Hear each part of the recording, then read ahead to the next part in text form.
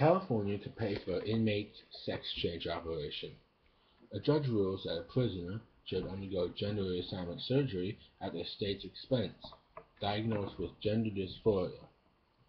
This is called being, this is being called transgender rights for inmates. How many times have you heard this before? Can I have this in writing? Well, I hate to sound like one of those talking heads, but why do trannies get rights? Worst of all, why do trannies in prison get rights? You justify giving tax dollars to someone who wants of the opposite sex because they happen to be diagnosed with gender dysphoria. Well, I want to justify my right to have a gun because Muslims happen to kill Americans. But as far as I know, gun control is still a thing. Mormons vow support for traditional marriage. I want you to listen how Yahoo News puts this. The church's leaders want to push the belief that marriage is an institution exclusive to a man and a woman. I talked about subtle hints in a previous video, and that's how you know a source is trying to spin the news, quote unquote. Marriage has always been between a man and a woman. Even cave people knew 2 guys or 2 girls were not supposed to shack up. Furthermore, gay marriage is selfish. A man and a woman get married for one reason, and that would be to have children to continue the family.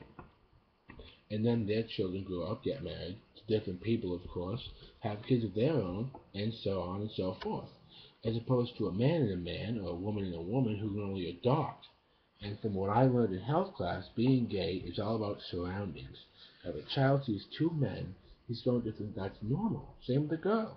Then this gay child grows up and adopts a kid, taking away a child that's already being created. We've heard stories like the 2 lesbians who dressed their son up like a girl. That doesn't make him a new child. What exactly are gays putting into the system, so to speak? You know what? Let's just say a child of same-sex parents grows up and gets married to a man, and they decide to get a surrogate.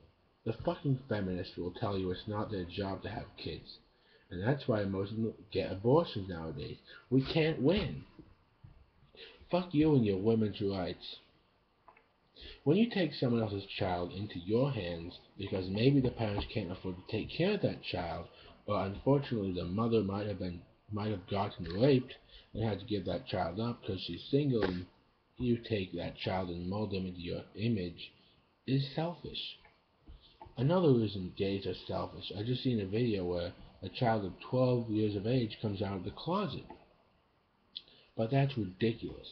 I often hear a lot of talk about the sexualization of youth, and here's where that comes into play, because I've seen this meme on Facebook about how men sexually peak at 18 and women sexually peak at 45.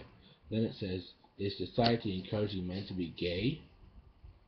Ever heard behind every great man there's a great woman?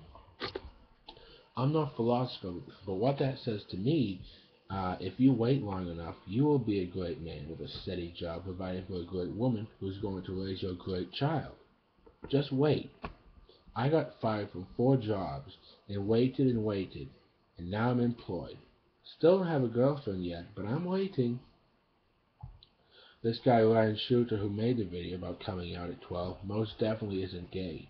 He probably got dumped by some girl, and instead of, oh, okay, there are other fish in the sea, he turned to his best friend who comforted him, and they had gay sex. That's selfish. He doesn't want a relationship, just sex. You know what? When I was in middle school, I'd say about 12, I didn't even know what gay was. All I knew was when you're nervous,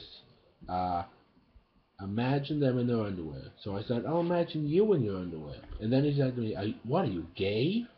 I said, what's that? Not only should you not be exposed to gay at a young age, you shouldn't be gay or even know what it is. A gay student barred from wearing tuxedo to prom. An honest student at a Louisiana high school says her school dress code is a form of discrimination. Quote, you can't just go making up policies, unquote. What about the man who was arrested on his own lawn for catching a raindrop? I didn't know it was a policy to keep people from catching raindrops. Now that to me sounds like a made-up policy. Also, you see, if you notice, it says pre-dress approval, and just because you dress up in a tux doesn't constitute it as a dress, unless lesbians are these superior beings who can turn tuxedos into dresses like Jesus can turn water into wine. I told you about the time I touched my friend's penis. We laughed about it because it was funny to us, but not too funny because we're not friends anymore. But anyway, I didn't think it was gay. Well, you certainly didn't think it was straight, did you? Let me finish. Oh, I bet you did when you touched the penis. Anyway, I didn't know what that was called. Another thing, I remember when a girl walked up to me and kissed me on the neck. I covered my neck and looked at her, because at the time I didn't like it. Wait, wasn't that yesterday? No. The point is, at that time I didn't know about gay or straight. I just knew that moms and dads got together, and that was that. Barred. Prevent or forbid the entrance or movement of. Student speaks out after a prom tux ban. I have not experienced any LGBT discrimination at my school until now, says teen Claudetia Love. They're using me. Using you for what? An example of girls not an example of girls not wearing tuxedos because they're only for men? An example of girls being too stupid to realize the difference between a tuxedo and a dress? No, they barred you, which means if you show up in a tux, you will not be allowed to enter, which is just sticking to the rules. FBI investigates attack with Ferguson. Link if suspects made references to Ferguson. As is alleged, the incidents may be deemed as hate crimes. Chapel Hill suspect may face death penalty. Craig Stephen Hicks is charged with first-degree murder in the death of 3 Muslim college students. Separate hate crime inquiry. The difference of may be deemed as a hate crime and separate hate crime is very simple. It's all about the difference of where the white man is looked at. Chapel Hill, the white person is the offender and must be punished. The white man in Ferguson got assaulted, so it may be a hate crime. They just don't like white people, and I said this before, it's just their subtle way of showing it. Okay, now I'm going to end today's video with something I heard from Rush Limbaugh. Actually, it's something I saw on Yahoo News. The governor of California is slapping a $500 fine on anyone who takes too long of a shower. And what I heard on Rush was because the drought is so bad there, and it's because of so many people living in California. California wasn't meant for that many people to be living there. So my dad says, close the border. A simple solution. But this is what I like to call liberal impossible. You know, if you or your colleagues get caught or killed, the secretary will disavow any knowledge of your actions. And that's what happened.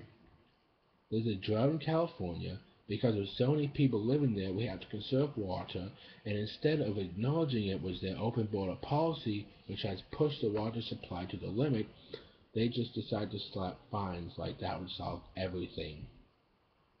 Liberals. God bless them.